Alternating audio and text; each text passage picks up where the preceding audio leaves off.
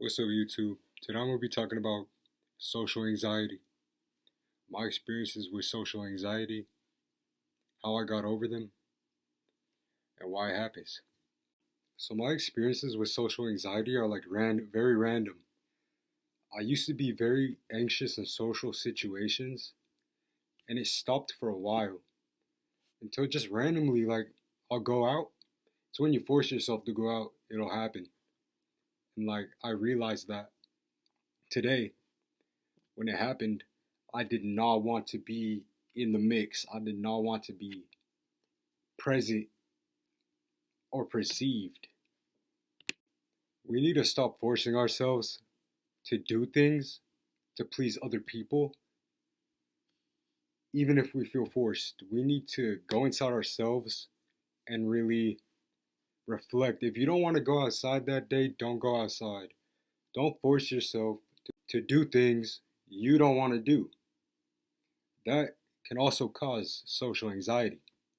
Usually I'm good though, it's just this particular day today, I forced myself to go out when I knew deep down inside me I did not want to go.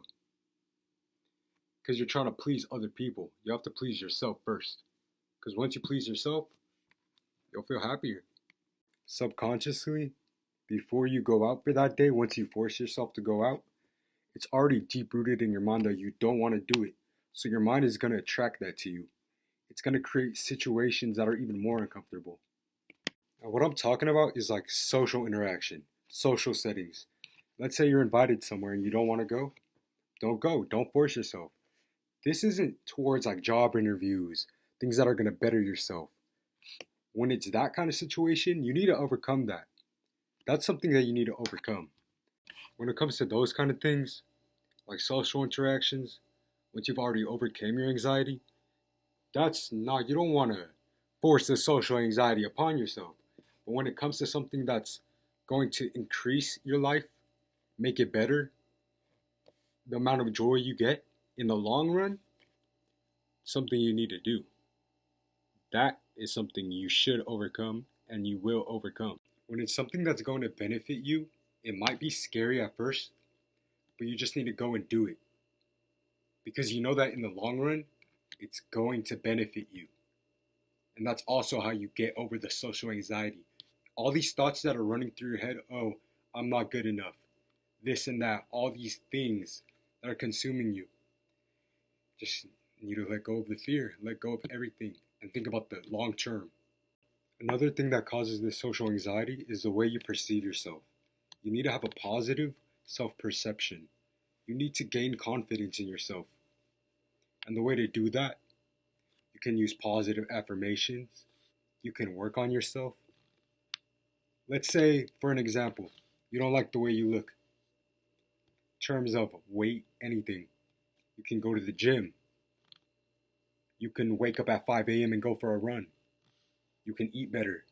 There's a lot of things you can do to improve your self-perception, the way you perceive yourself. And put that into place, stay disciplined, and over the long run, you will slowly be less socially anxious. Everything going on in your brain is controlled by you. You are the master of your own mind. If you can learn to master your own mind, you will be able to overcome this. And you could believe me when I'm telling you this because I used to be that. I used to be that way. What I just exampled was real from my life. I used to be overweight. I used to be not confident in myself until I made a change. You have to make these changes in order to grow. If you want to grow mentally in those kind of ways, like to decrease the social anxiety and get over it, you have to become the person that you want to be. Step into the person who's confident. Step into the person who doesn't experience social anxiety that often every day. Me, maybe once or twice a month it'll happen. And why? Because I did the work. I put the work in to stop this from happening to me. And you can do it too.